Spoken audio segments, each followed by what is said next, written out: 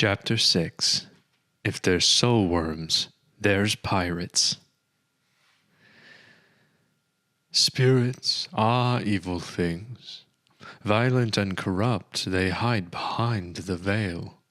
Their existence a ceaseless hunt for escape. Pray that your soul is never taken, corrupted, and eaten, and that your soul is never corrupted further into a creature truly abominable, a wraith, or worse.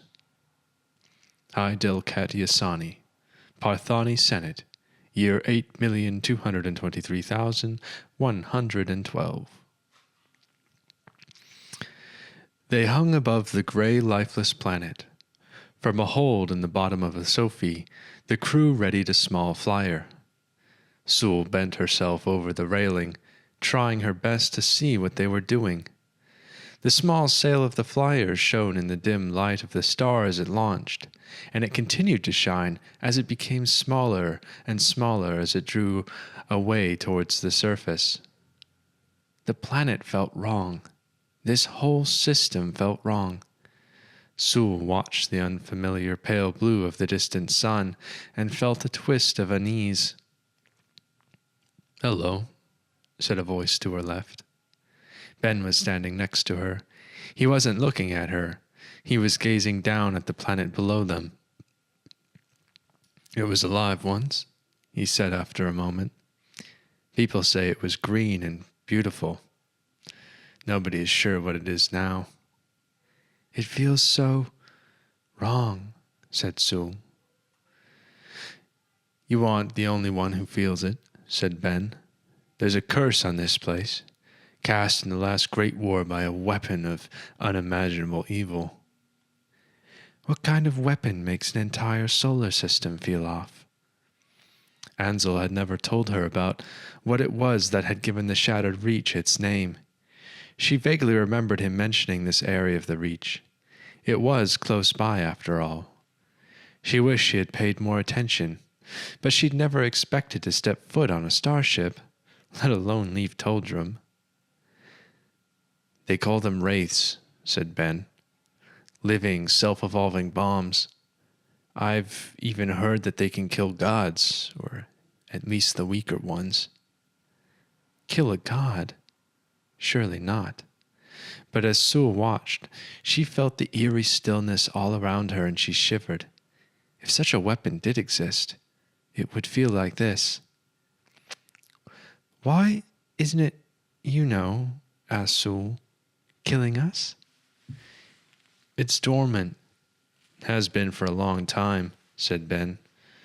"Some people don't believe it was ever real at all, but it's still here. Otherwise, things would have moved on. I think it would take a god to wake it up. They were the ones who created it after all. But still, hardly anyone comes out this way anymore. Only certain kinds of folk. If you think about it, this entire system is like a reflection of the Empire as a whole. Stuck in time, with no progress, not decaying, but never moving forwards." Sule wondered where the wraith was hiding, whether it was sleeping in a cave deep below the ground, or what it could possibly look like. "Why did they use it?" she asked. "You don't know?" Ben looked at her, surprised. "I'm from a small town," said Sule. "It was far away from everything. I've never been off-world. My pa had some books, but there was never much on history." A smile touched the corners of Ben's lips. "It's refreshing to meet someone who doesn't know anything." "Thanks," said Sule. She raised her eyebrows, then looked away. "No, I mean, that's not what I meant," said Ben, scratching the back of his head. "I mean that you don't have any opinions, and you aren't looking at it like just another cursed planet.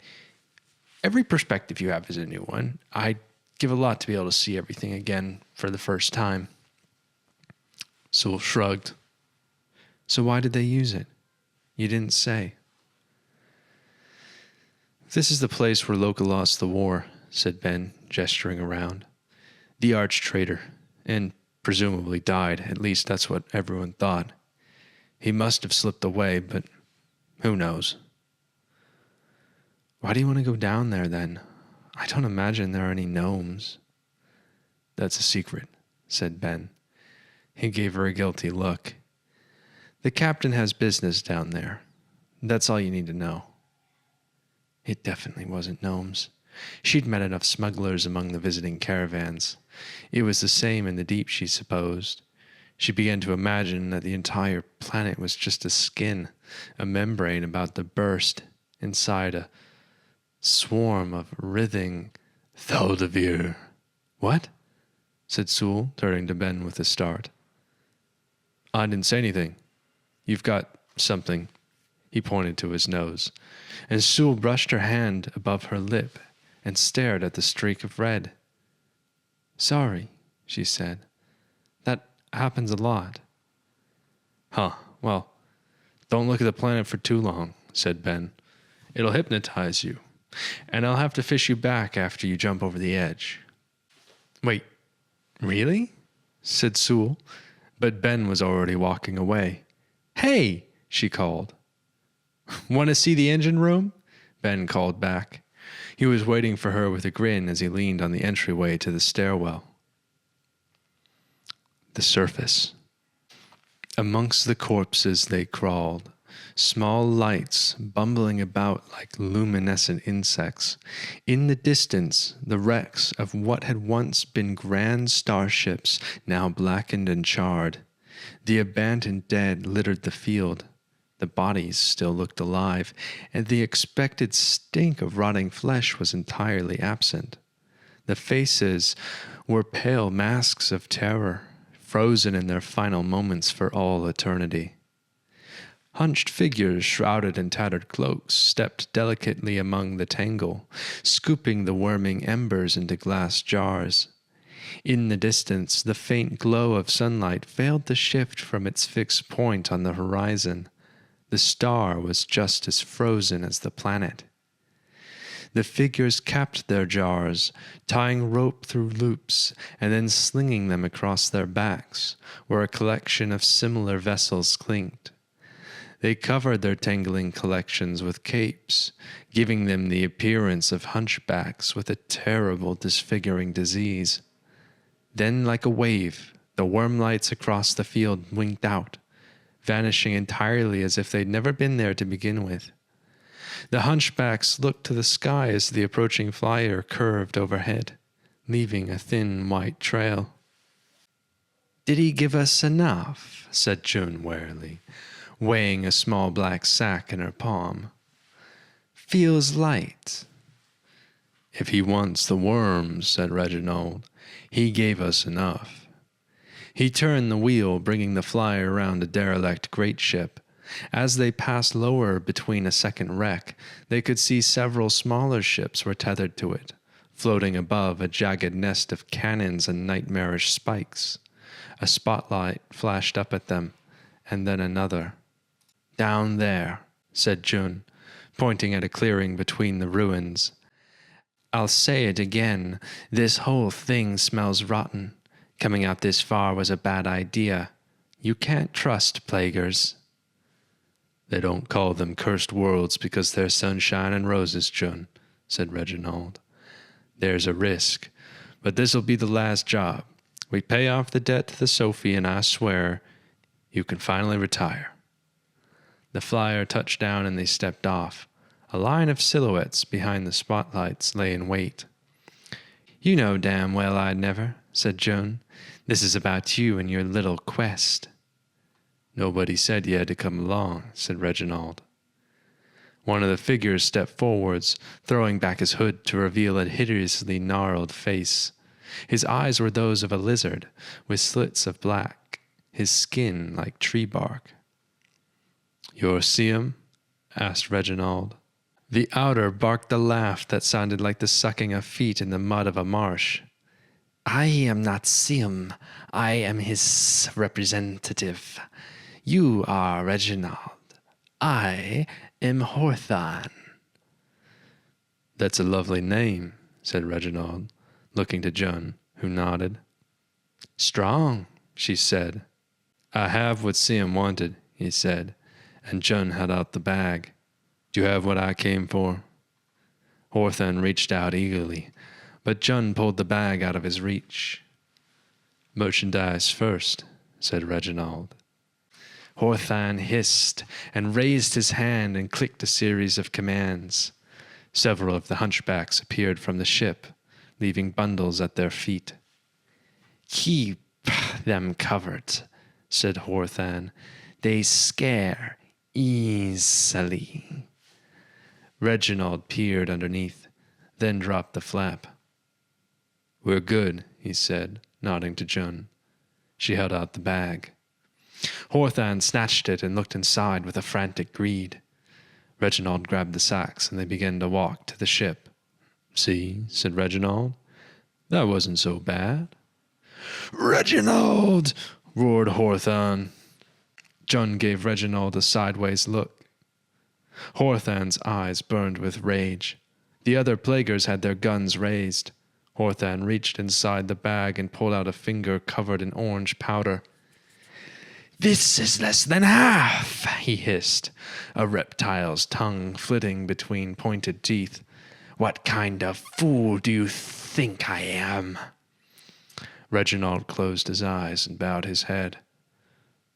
Rat bastard Grace, muttered Jun. I told you he wanted you gone.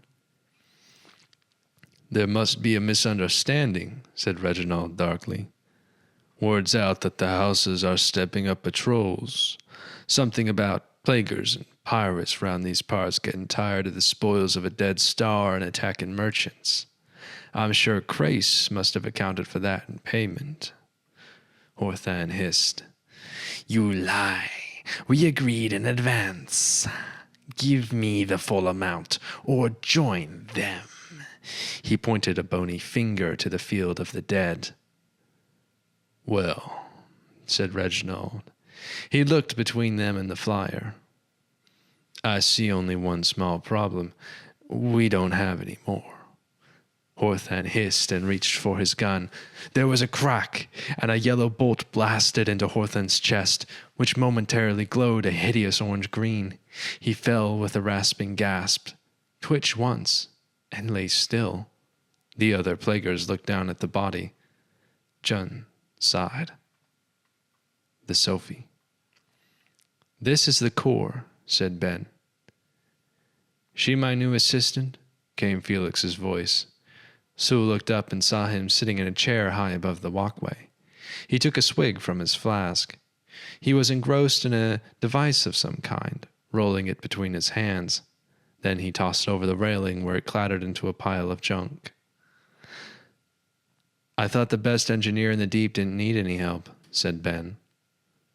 Only useful help, said Felix absently, now leaning back limply and staring at the ceiling.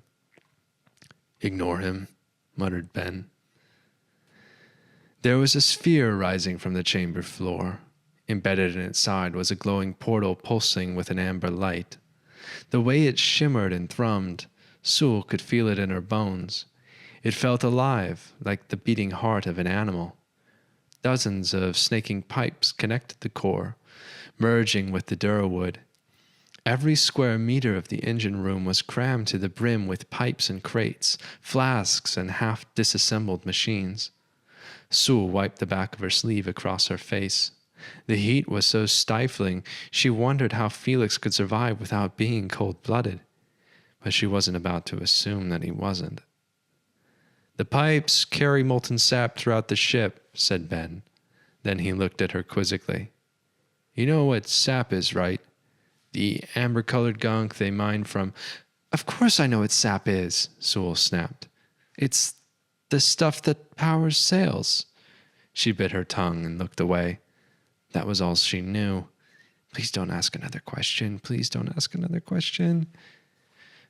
Right, said Ben, stopping at the portal.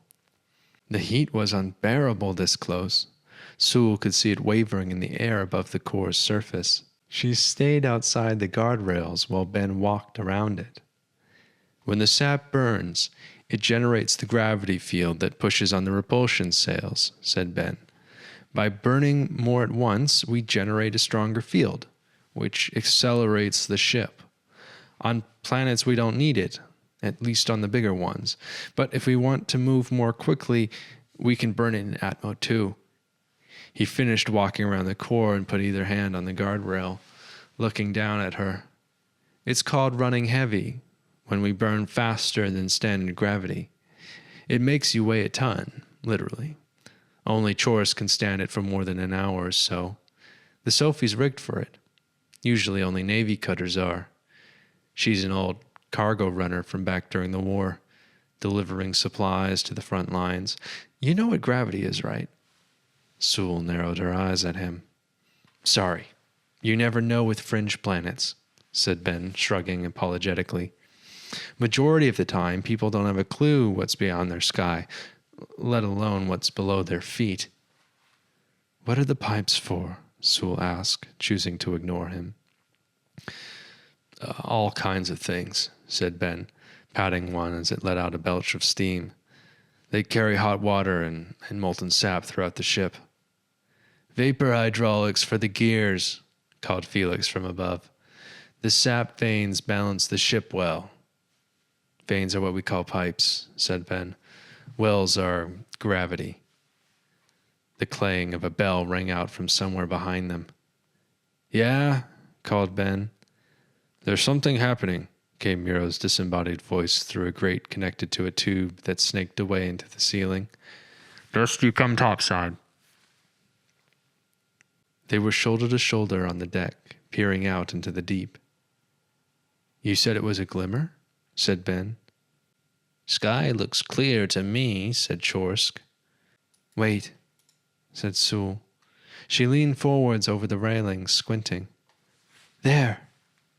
There was a flash of light as it caught the reflection of the sun. Howshat! Spat Chorsk.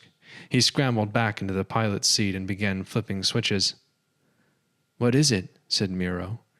Imperial? Ben ran up the steps into the pilot house, throwing accumulated junk off a dented brass telescope. He turned it towards where Sule had pointed. No, he said immediately. She's a cutter. One of the plaguers. What's the call? Said Chorsk. We going bright? No, said Ben at last, letting out a deep breath. They'll pass close, but they aren't fully rigged. If they aren't on the lookout, they'll never know we were here. As long as Reginald makes the swap, we don't have anything to worry about. Unless it's a trap, said Miro. Ben not scared of plaguers. The pirate raiders that decimated the Reach until there was nothing left. When there was nothing left to steal, they'd steal the people, resell them into slavery. The ones that didn't sell, well, Sule had heard stories. Look, shouted Rowan. Everyone in the pilot house rushed to the edge of the window. The shimmering sails of the returning flyer were rising to meet them. The flyer was quite obviously on fire.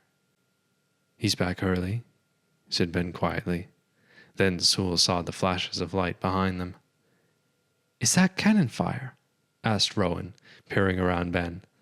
There was a moment where nobody spoke. Deploy the sails, said Ben under his breath.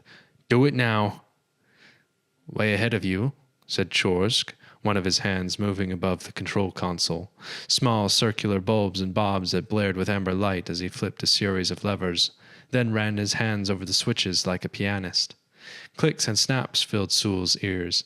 Deep within the Sophie, the dull thrum increased in volume. The masts breasted to the sides of the Sophie were already spread. The sails rippled, flexing in the stellar breeze as they rushed outwards along their lines. In less than a minute, the Sophie was moving, once again a silver cloud picking up speed. The flyer reached them and pulled in below the Sophie, still trailing a line of black smoke. The ship shuddered as Sule heard them crash into the lower hold. Chorsk spun the wheel, and great gears shifted on their own accord. The sails moved, lines shortening and lengthening, and the Sophie turned away from Blackfan, back toward open space. Sule watched as the light of their pursuers became the silhouette of a ship. She didn't need a telescope now. It was close enough that she could see its foredeck and its many guns. The plaguer sails were arrayed in an aggressive triangle.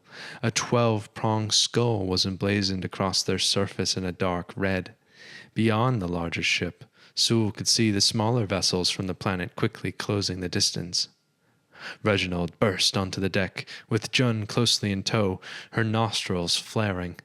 Jun was limping, and Reginald was checking a deep cut on his arm. "Status report," Reginald demanded loudly. "Cray shorted us. Deal's gone south. We're running."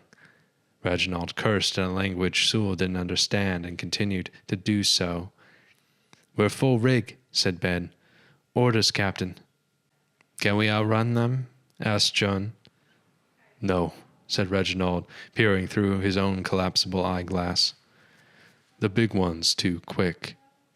Even if we push it and snap a few lines, we'll only be delaying." "They're signaling. Flashbulb," said Miro. "Don't bother reading it," said June. "They want to kill us." "You are not wrong," said Miro after staring at the strobing for a moment. "What will they do if they catch us?" Sule asked. The others turned to her as if just noticing her for the first time. "They'll probably eat us," said Ben. "You should go below," said Rowan. "It'll be safer." Sule shook her head. "If they catch us, we die either way, right?" She'd rather know what was going to happen. Rowan tilted her head, lips puckered in a kind of grimace.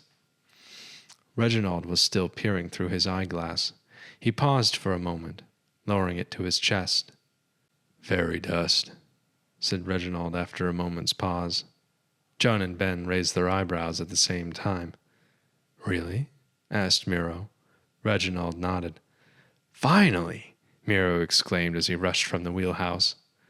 "Ben, go help him," said Reginald. Ben nodded quickly, sprinting after him. "Glitter's risky," said June. "And expensive." Said Reginald, returning to his eyeglass. "What if we miss?" "What then?" asked June. "We only have the one." "We won't." There was a flash from their pursuer's ship. A glowing bolt leapt across the distance and exploded in a deafening boom just behind them. The windows rattled dangerously. "What in the blazes is going on?" cried a voice from the deck. "I demand to know." Sue looked over the edge to see Wilton emerge from the stairwell. Jun leaned over the balustrade and shouted, "It's pirates, my dear Wilton," with exaggerated terror. "Plaguers." "Plaguers?" Wilton stopped in his tracks. "I don't believe you. You're lying, you—" Another shot exploded just beyond the Sophie. Shrapnel tore through one of the sails and sent a spray of molten green sparks across the deck, which came to a rest at Wilton's feet. Wilton gaped. "Plaguers? Oh, no, no, no, no, no. They'll skin us and then wear it like clothing. This is what I get for riding with an Ornling. The gods have forsaken me. This is your fault," he cried, pointing a shaking finger at Sule. Sule grinned, the same way she had grinned at poor old Pads. Wilton paled visibly. "Throw her off," he cried in a panic. "Get him off the deck and shut him up," said Jun. As the ranting Wilton was guided below by a very annoyed-looking Rowan, Ben returned in a rush. "Fairy dust is ready, Captain." "What is fairy dust?" Sule asked Jun. "Blades imbued with sail silk," Jun muttered. "It'll slow them down. Give us a chance." "Felix ready?" asked Reginald. Ben nodded. "He's ready for the dump."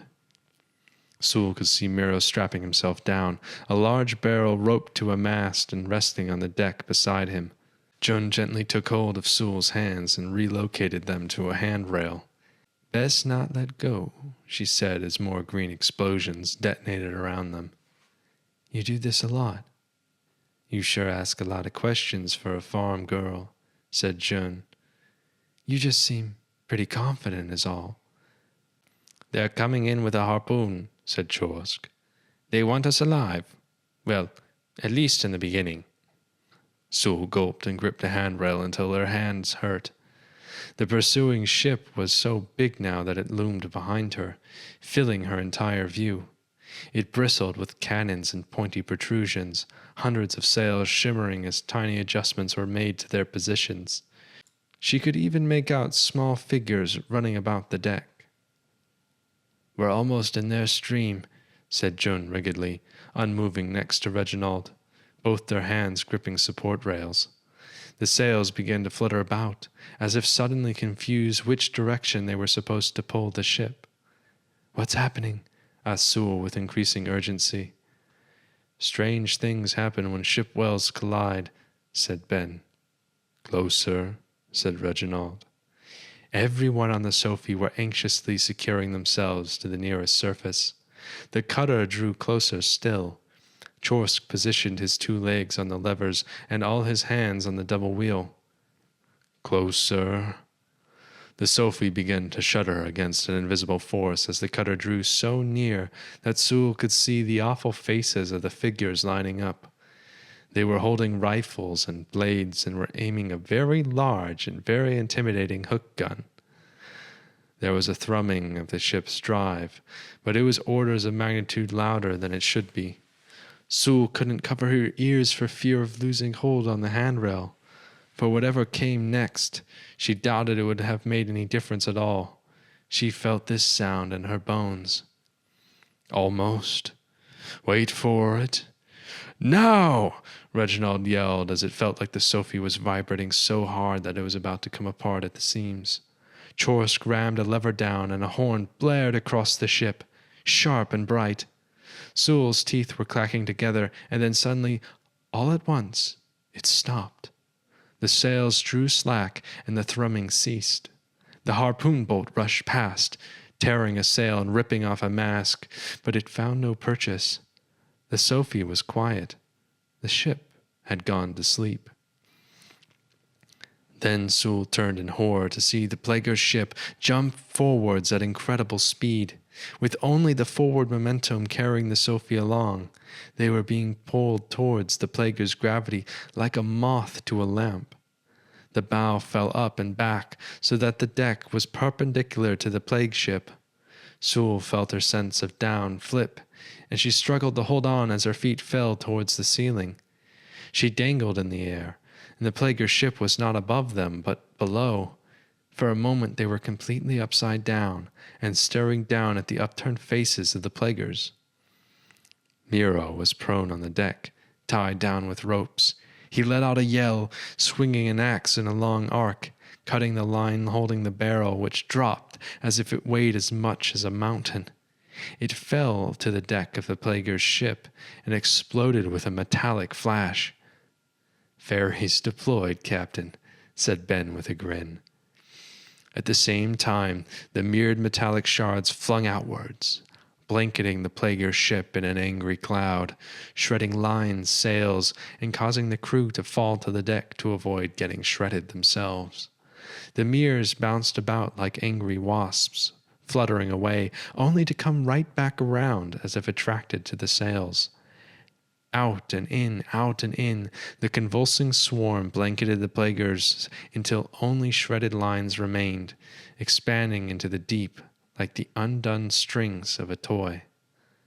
The Sophie completed her role. "Punch it!" yelled Reginald.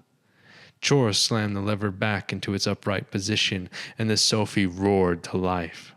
The sails simultaneously snapped taut, and the Sophie groaned and creaked. Sule flipped again and felt herself getting pushed downwards until she was so heavy that she was forced to her knees.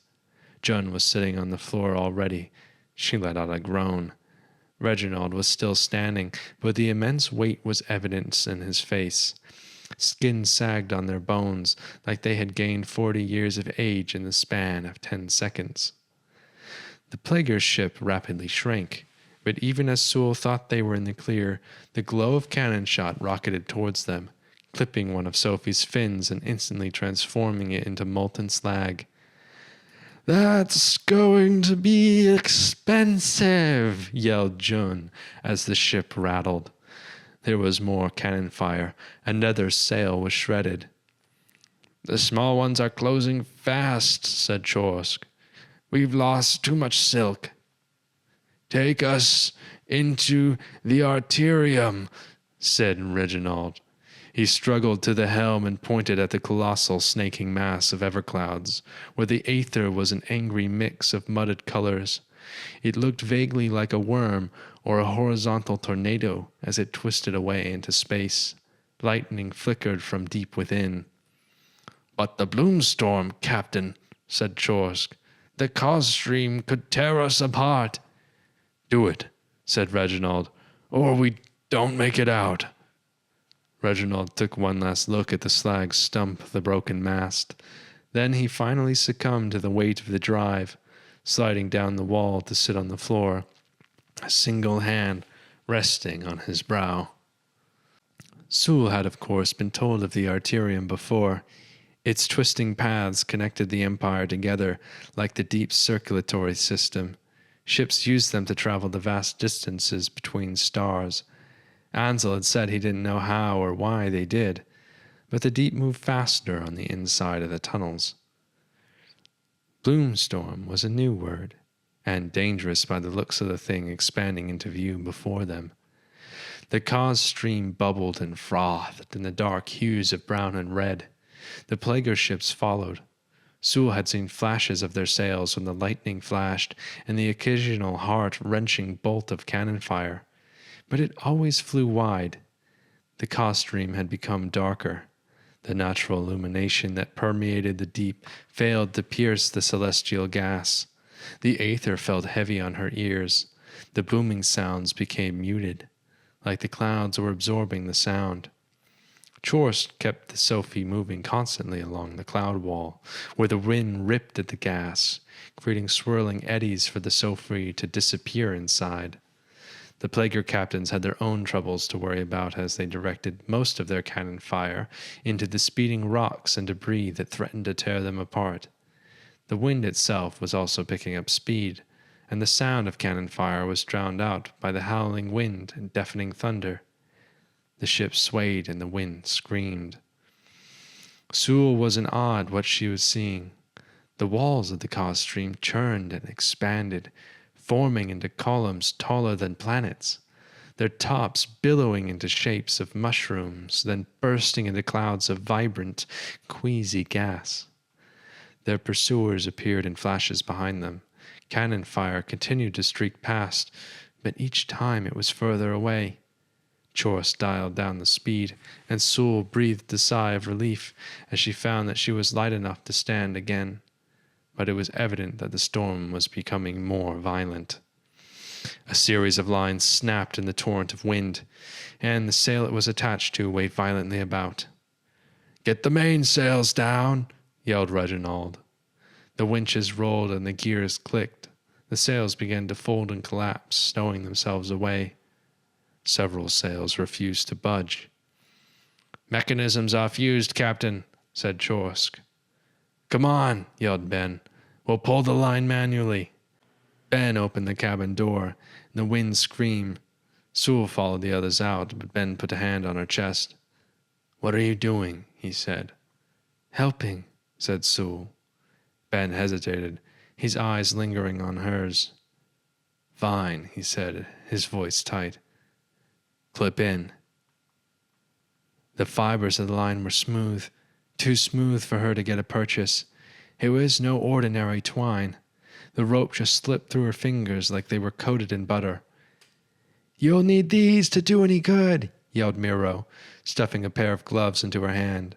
They were shiny and black with the texture of leather. "Reel it in. Tie down the lines." Miro and the others grabbed their chosen lines and began to pull. "Heave!" yelled Ben. "Heave!" With the gloves, Sule's hands gripped the fibers of her line like she was glued to it. She fumbled with it as she pulled. Then, for a moment, her hands moved on their own, thumbs tucking, fingers looping in a swift, efficient pattern that she couldn't comprehend. The knot was tied. Ben pulled on the line, then inspected her work. "Where'd you learn a spacer's hitch like that?" he yelled. Sule stared at her hands, a cold dread washing over her. I don't know, she whispered. At that moment, the others yelled and dived for cover, and Sule turned, seeing one of the mushroom-shaped clouds form in front of the Sophie, popping violently into a spherical globule of water that there was no avoiding. The Sophie was submerged, and the water knocked Sule backwards, where she slid uncontrolled along the deck. When it subsided, she sputtered and coughed, her back pressed against the base of the pilot house. "Having fun?" called Ben. Sule felt the hiccup of laughter escape from her chest. Then it was followed by more, until she was laughing uncontrollably. For a moment Sule felt free, and forgot herself. "She's gone mad!" called Miro. Was she mad? No. She felt less mad than she'd felt for as long as she could remember. She felt alive. Chapter 7. The Planet of Salt. All study points to the underlying fact that every living organism has evolved to not only breathe but to thrive in aether.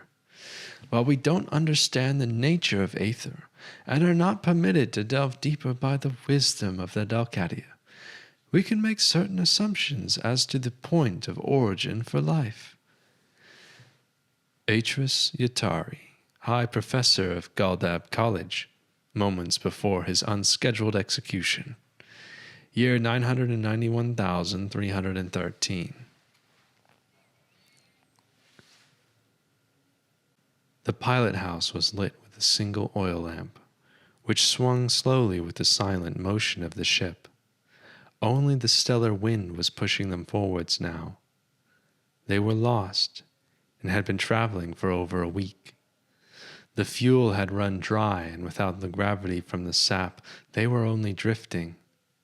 Ben, Miro, and Reginald had taken turns manning the pilot house, making sure they didn't collide with the rocky, fungus-covered formations that had been increasing in both size and frequency. The weightless warmth of the null was disconcerting. Without the weight of a heavy blanket, Sule lay in a kind of restless half-consciousness.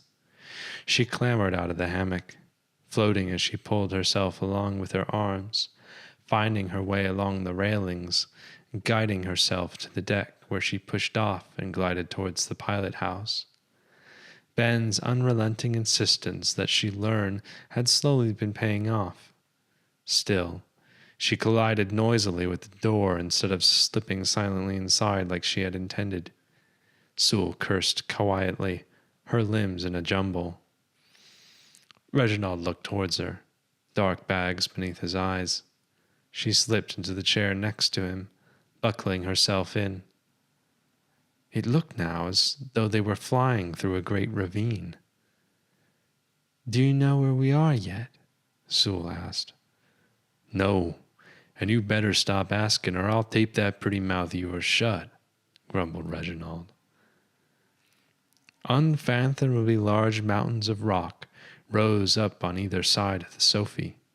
They were covered in moss, and towering waterfalls of lichen and liquid-filled spheres dangling from long stems the size of trees. Sule could see animals flitting about as she squinted hard enough. The darkness was near complete, and the only illuminating light streamed from somewhere far behind them. "What is it?" said Sule with wonder. Reginald looked over at her, and then back forwards. "What is what?" he said. "Those," said Sule, pointing towards the towering cliffs. "Remains," he said, "of a planet or similar." "What hollows a planet, and then splits it like an egg?" said Sule, looking down as she tried to find the bottom. "It doesn't matter," said Reginald. "There are things out here in the deep that defy even the most vivid imaginations. Most wonders are never seen, and if they are, they're forgotten. You learn to accept what you don't understand. It's not our job to wonder, it's our job to survive. The only thing that matters now is that it's in our way." They drifted quietly through the planet, until its rocky innards were close enough to see the winged marsupials running along the walls. Sule could almost reach out and brush her fingers through the moss. "You've never been off-world?" said Reginald. Sule looked up. "No," she said after a moment's pause. "But I've always been curious. I wanted to see this, to explore, to seek out forgotten civilizations. You know, go where nobody has before." "Usually forgotten for a reason," scoffed Reginald. "But you're certainly getting your share of adventure. I suppose that's why you aren't putting up more of a fuss?" "What's your story, then?" Sule asked, and she decided to take a risk. "I know you're hiding something. Why would you trade with pirates?" "Stick around long enough, maybe I'll tell you," he said, turning to stare her down with a level gaze. "Otherwise, best you keep questioning but get no answers." They were in something reminiscent of a tunnel now.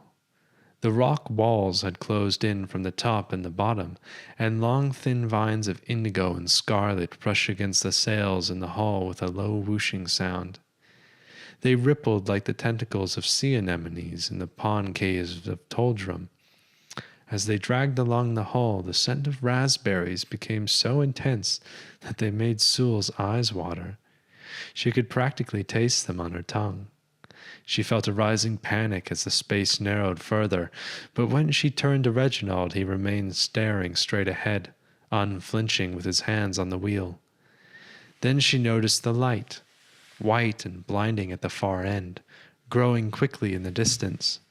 She squinted as the Sophie burst forth, borne from the planet's carcass into the open light. Before them lay a world where none had been a moment before. It was whole, but to Sule's disappointment it looked as lifeless as Blackfan. From high above it could be a white pearl, circled by a thin ring that looked like debris, perhaps from some battle far in the past. "Hope you like it hot and dry," said Reginald. "Wait," started Sule. "You want to land? There?" "Would you rather drift forever, slowly wilting away as our food runs dry?" She looked back the way they had come. They could eat the winged things, and maybe drink the nectar from those strange flowers. Well, being stuck up here is surely better than being stuck down there. "An ocean can be filled with food, but at some point the whale needs to surface, or it suffocates." "That doesn't make any sense," said Sule, her brow furrowing. "I'm no poet. We need sap. Planets have sap. That's a planet." He pointed at the pearl. Reginald narrowed his eyes. Then he moved away from the wheel to take up residence behind his telescope. "And where there's planets, there tend to be people." He studied the pearl. "There's a city down there. It's small, probably primitives, but they got here somehow. There could be ships." Joan pushed away into the pilot house with a yawn. "Time's up, Reginald," she said. "Get some damn sleep before I have to knock it into you." She turned to Sule. "You too," she added. Then she looked at the planet. "Gods, what a grot hole." Some time later, Sule peered out her porthole window. The mysterious planet had swollen in size. The nearby star projected an unpleasant summer heat, and there was a dryness to it that seemed to suck all the moisture from her mouth. The rest of the crew had surfaced, bleary-eyed, as she joined them on the deck. "Big planet," said Rowan, floating on the ceiling, cupping her chin in her hands as she stared out the window. "Gonna be a rough landing with half our sails missing," said Miro. "We'll find a way," growled Reginald. If he'd slept, Sule noted, it didn't show.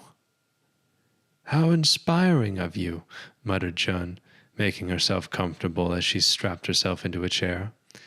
"Well, this'll be fun. Hold on to something." She waved her hands towards Sule. Despite Jun's projected irritation, Sule caught the hint of a smile at the corner of her lips. The old woman was actually enjoying this. "Sails are fastened for entry. It's not going to be pretty, but they'll do the job," said Ben as he drifted into the wheelhouse. Reginald nodded. "Take us in," he said to Chorsk. The Sophie bucked and heaved as the Durwood mast sang in a frightful agony, and the ship began to lean to the left where the sails were thin. They were dropping like a bag of stones. "We're falling too fast," cried Ben over the roar of wind. Sule clutched the handrail. The transition this time was subtle. It seemed to take an eternity for the sky to turn blue. The heaviness of the air felt unnatural. She could see the tops of the dunes rushing past below as the remains of the sails snapped about. "Strap in!" roared Reginald. Sule looked about the pilot house for something to secure herself. She put her arm around a rail and her leg through a strap. The others had chairs with buckles, but Jun had begun to run a piece of rope around herself and the chair, and Ben had tangled himself in a wall of utility netting. "They're mad," thought Sule, "all completely raving mad." Then, with a tremendous crash, they hit the first dune. Sand sprayed against the windows. The next dune crashed into Sophie. Anything that was loose in the pilot house smashed into the ceiling. Sule bashed her face into the window, and then was lifted up so that her body was suspended in the air, her legs flailing for purchase. Then she was unceremoniously slammed back against the floor. The muscles in her arms burned, and her face ached from where she had struck the glass. She could taste blood where she had bit her tongue. They were sliding down a slope as Chorsk wrestled with the wheel. A mast was sheared off. It went flying up into the air, carried aloft back towards the deep by its sails. Chorsk rode the ship along the ledge of a dune like it was a cresting wave. The Sophie came to a rest between two of the sandy wells, bearing herself halfway to the deck in fine white sand. Sule groaned, prodding her face to make sure everything was intact. The others nursed their own bruises. Ben checked a scratch on Muro's arm, and Jun dabbed at a swelling lip. "Ben, Muro, with me," said Reginald.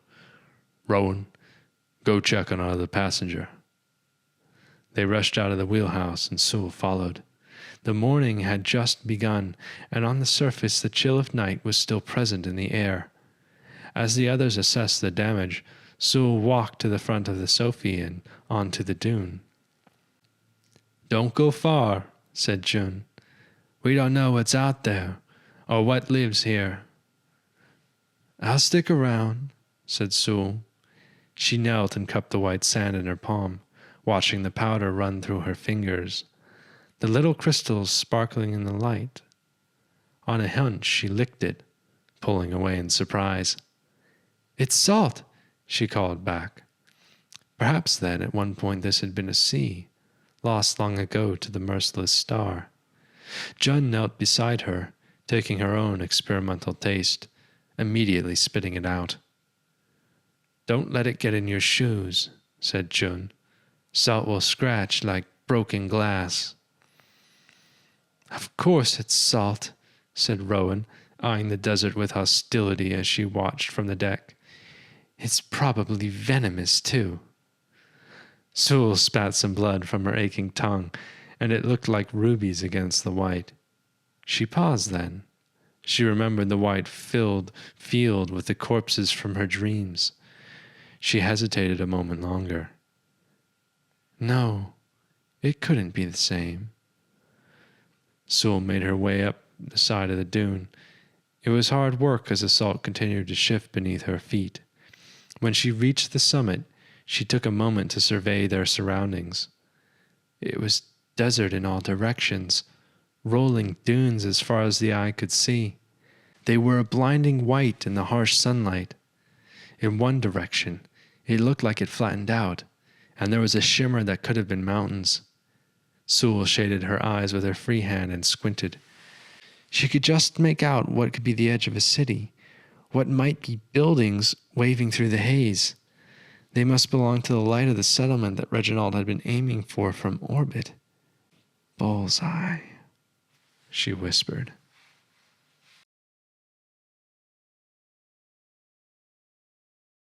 Chapter 8. The Witchhunter. The English Empire is so vast that some say it is 1,000,000 worlds, others say 10 million, some say 1 billion. Large swaths of its own borders have been forgotten. Their kingdoms retreated into primitive savagery. Yet still Grail's roots manifest even there. You can move backwards. That is allowed. But never forwards. Toband Brynhild, Cabbage Free Tribe Speaker, year 39,233,990. They set out across the sands, packs slung over their backs. Sule was wearing a headscarf torn from the fabric of old bedding. Jun had managed to find dark goggles to block out the light for the three of them. It did double duty, keeping out the white salt dust that passed as sand.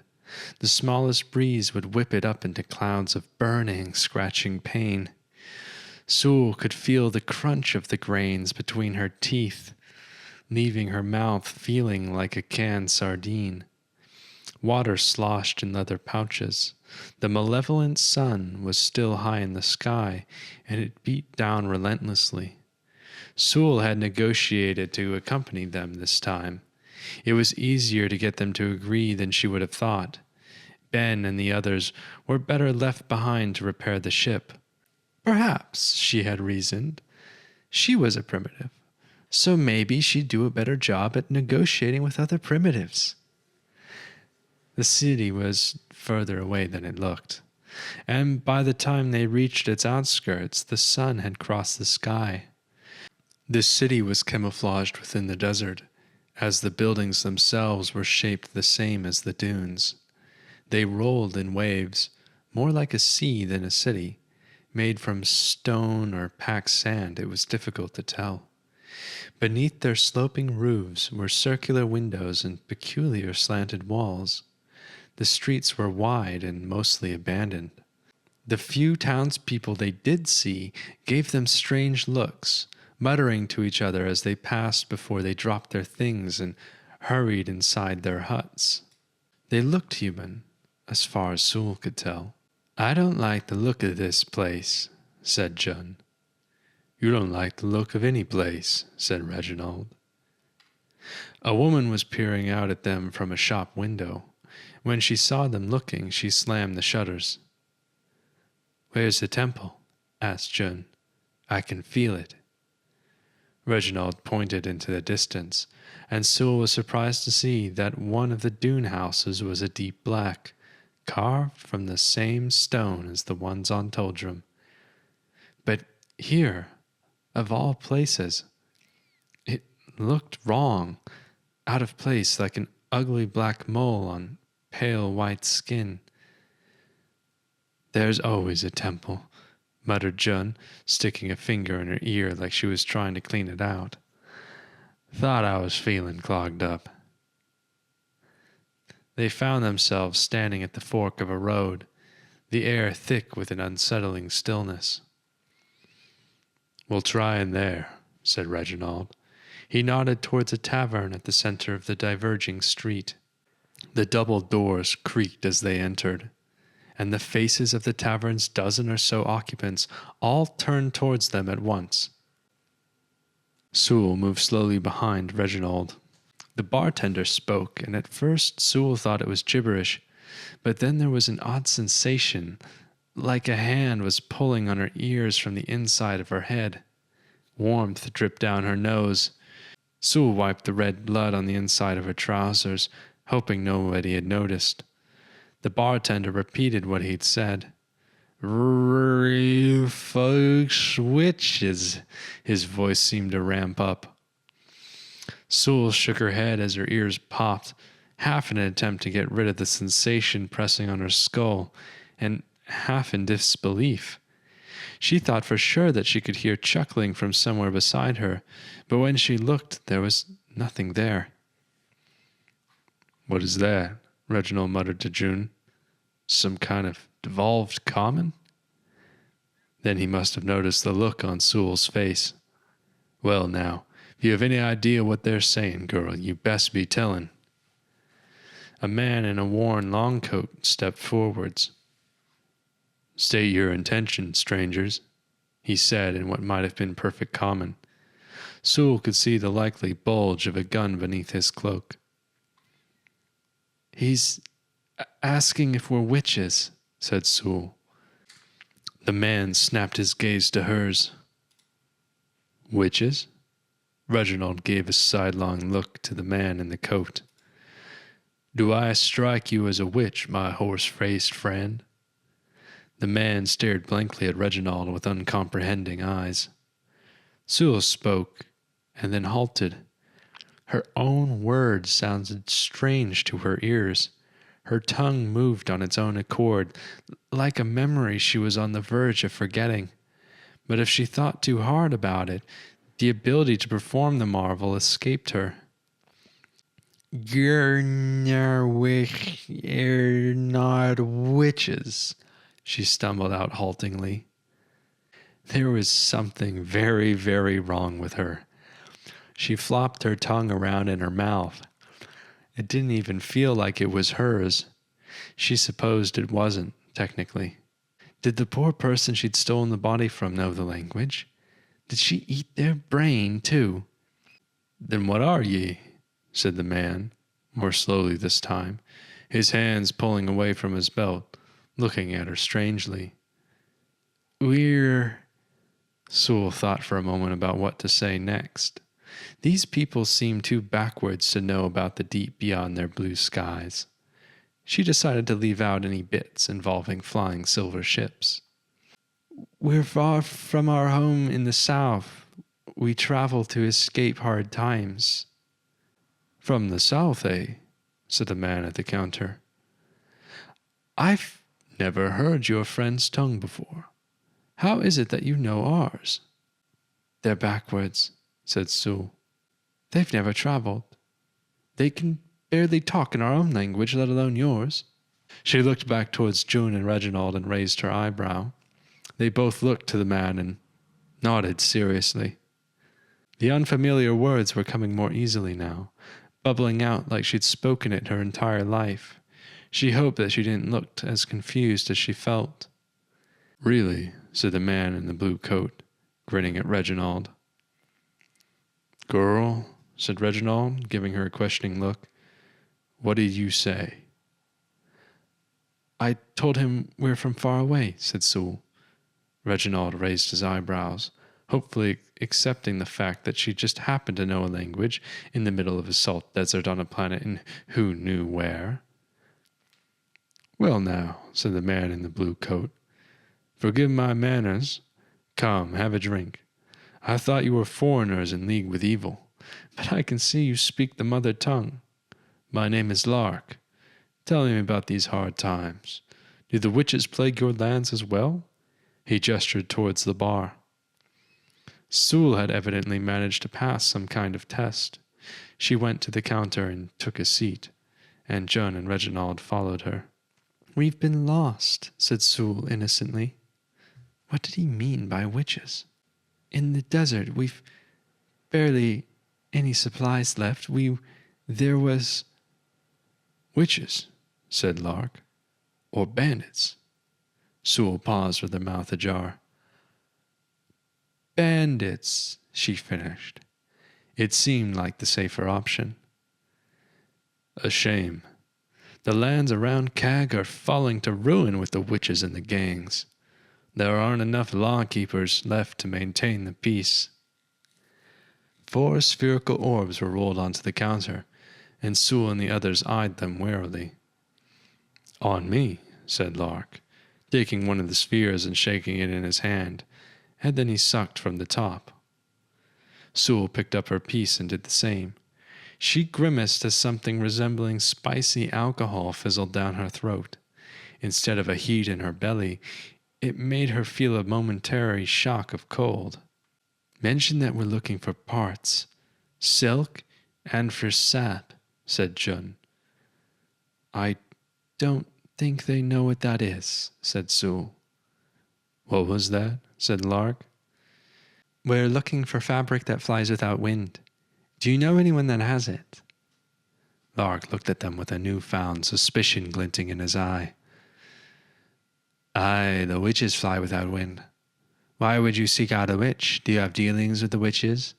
His hand crept towards the pistol nestled at his belt. A man who had been sitting at the far end of the counter began to drag a stool towards them, its legs screeching across the floor. He was younger than Lark, but the sun had done its work. Days-old stubble covered his cheeks. His eyes were gray and hard. He was wearing a brown duster and a wide-brimmed hat. His smile didn't reach his eyes. He carried 2 of the largest guns Sule had ever seen, and various canisters and tool pouches hung around his waist. He clapped Lark on the back. These folks causing you trouble, Lark? No trouble, Witchhunter, said Lark. Pardon me, but I couldn't help but overhear your topic of conversation, he said. I haven't met outsiders that sound like yourselves before. Your folks' accents are unfamiliar to me, except you. He gestured towards Sule. That language, though, that sounds like ancient. His last few words were an imperial comment, and Reginald and Jun perked up. They say they're from the far south, said Lark. Now that you say, yes, I suppose it could be ancient. The far south? Said the stranger. His eyes sparkled. You speak common? Asked Reginald. I don't know it called that, but our ancestors spoke such a language. Few know it these days, said the witch-hunter. He was watching Sule. Sule shifted uncomfortably, but held the witch-hunter's gaze. Then the stranger barked a laugh and said, Forgive me. I haven't given my name. It's John Stannis. He held out a hand, and Sule took it. A pleasure to meet you, said Sule, bowing her head. My name is Lily. And she introduced Reginald and Jun. Why, you are strange ones, aren't you? Said John. I've never heard any village in the south that doesn't speak Gorgani. Never heard of any village speaking ancient either. That tongue died out with the originals 800 cycles ago, but we hunters still know of it. We respect the old ways. Where'd you say you're from? Thaden, said Sule. She was getting good at coming up with names. And this Thaden is plagued by witches as well. No, said Sule, putting a look of fear with wide eyes. No witches? Nah, what a marvel that is, said John. You know the witches, though? Sule shook her head, and John made a sound of exclamation.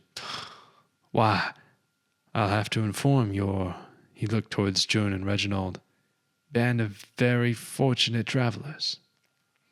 Lark let out a sigh and stood. Forgive me, I'll be leaving now. Enjoy your stay in Cag.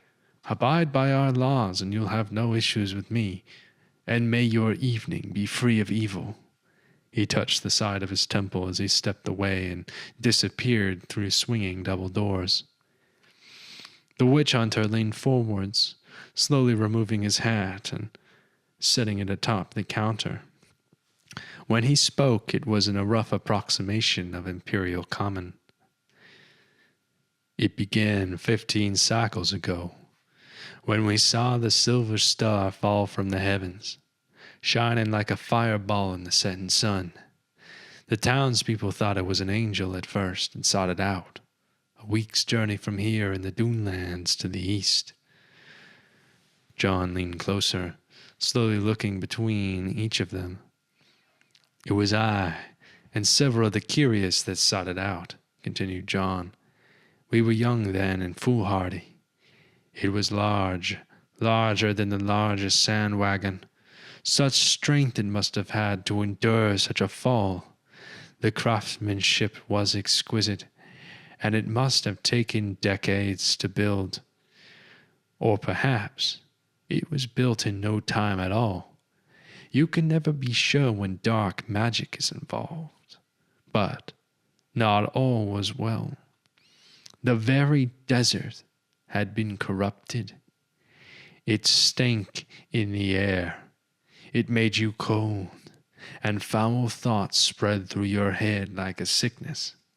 He downed another sphere of liquor. The sky wagon was cursed. If only I had been wise enough to leave then, perhaps the evil inside would have remained confined. But we were blinded by greed, knowing only the temptation of the riches that might lay within its depths. There were corpses, men and women such as you and I, some not of our race, beasts in the shape of men. They lay in the hallways with faces distorted by evil, melted and mutilated. Still, there were those among us that pushed on. Deeper, we went into the depths. There were marvels that we could not comprehend. Some were stuffed in sacks, strange contraptions that we took for ourselves that would later prove to be powerful magic boons. Then we came to a door that was unlike any other. John Stannis was no longer looking at them. He was looking past her to some other place in another time.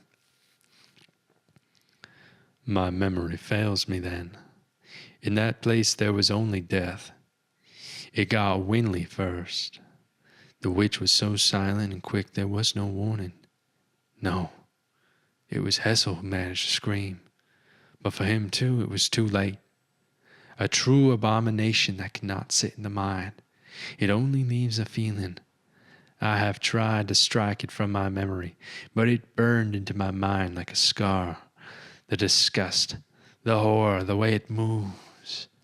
Pray that you never see it, for your sleep will elude you for the rest of time. He shuddered, and Sule leaned closer with rapt attention. What happened next? Asked John. It killed all but 2 of us, said John. Those that got its claws into were drained alive. Poison? Sule asked. Witchcraft, said John. There was no snake, but a demon from the void beyond. How'd you get away? Sule asked. I was backed into a corner, surrounded by bodies of my comrades. It came towards me slowly, leaning forwards on its ungodly flesh. I say then that my hand fell upon this weapon. He brushed aside his cloak and detached one of the colossal pistols that Sule had seen earlier from his belt, placing it on the counter. Reginald and John eyed it warily. The pistol was inlaid with silver that spun in patterns of glyphs, rolling into petals and black wood. I aimed it at the witch as it approached, for what might have been its true face, and pulled the trigger. There is no other weapon like it on Sherrick, for it flung a bolt of fire, as bright as the sun, and the witch screamed an ungodly scream. Did you kill it? If only it had been so. But no, I merely wounded it, and in time it would recover. I ran then, back through the door and from the ship, and I ran and I did not look back. But the witch came after you. No, but the curse spread like a disease, and in time it found its way here. Now there are many witches, and they prey on the weak and strong alike. A haunted expression came over his face. They always come at night, when it's darkest. We never find the bodies of people, only the animals, drained alive and left to rot. One night it was just a few dogs, the next, it's an entire family vanished without a trace. Reginald and John turned, muttering amongst themselves in Wentau, one of the rare trade tongues. Sule knew this one too. She spoke 8 languages, and apparently more that she wasn't aware of. Ansel really had made sure she knew every common tongue, perhaps it seemed, teaching her even more in her sleep. Could be an alcheric abomination, made by a real witch, suggested John. In this backwater? No, the thing is an animal. Probably a spoor bear that hitched a ride with an unfortunate merchant. Probably picked it up from the world carcass. Reginald jerked his thumb skyward. We have to go to the derelict. With any luck, it'll have what we need. No! Blurted out Sule. A few people turned her way and she felt her face flush. Why would you want to go to a place where there's a monster that eats people? She said more quietly and went out. We need the parts, said Reginald. I'm on the go with this one, said John. There are better ways of fixing the Sophie than walk into whatever this witch is. Count your blessings that there's something that can get us off this rock at all, said Reginald. We're going to find this wreck, and that's final. John's lips made a fine line. And if I say no? You leave when you want to leave, said Reginald. But when you go, you go. When I go, said John with a guffaw. Do you have any idea what I've sacrificed for you, you insufferable sack of John Tower plaque? The witch hunter raised his eyebrows. Evidently he understood that last bit. Now isn't the time for this conversation, said Reginald, looking around at the suspicious faces. We're drawing too much attention to ourselves as it is. We'll go back to the ship, but we need the silk and the sap, monster or no. Reginald stood, pushing away the stool. He turned to the witch hunter. Pleasure meeting you, he said, shaking John's hand, who held it just a little too long. Unfortunately, we have to be on our way. As the gods will, said John as he moved towards the door. Watch yourselves, he called after them. The witches arrive when you least expect them. As the strangers left from the outskirts of the city, the witch hunter eyed their retreating backs with a growing suspicion. They were too foreign. They spoke too many strange tongues. The thought nagged at the back of his mind like an itch that he couldn't scratch. How could they have survived the trek through the desert? Why would they leave the city again with so few provisions? It was suicide, unless they were hiding something out there. After they had vanished beyond the first wall of sand, he made up his mind, shouldering his heavy leather pack and checking his gun belt. Even if they weren't witches, he thought, they could be in league with the witches, or worse, new threats yet undiscovered. New demons come to prey on his people. That language that they spoke, yes, he could see it weaving spells. It was too smooth, too strange, too witch-like. He narrowed his eyes. The flying sandwagon had texts in ancient. Who was to say that the witches did not speak ancient too? These strangers were too interested, almost excited when he had spoken of the terror. You can't hide your true nature from me, he said in a low voice. John Stannis can see through your tricks. He pulled a device from his coat pocket, twisting the end. It began to flash, and he let it loose, and it floated upwards into the sky. The witch hunter followed.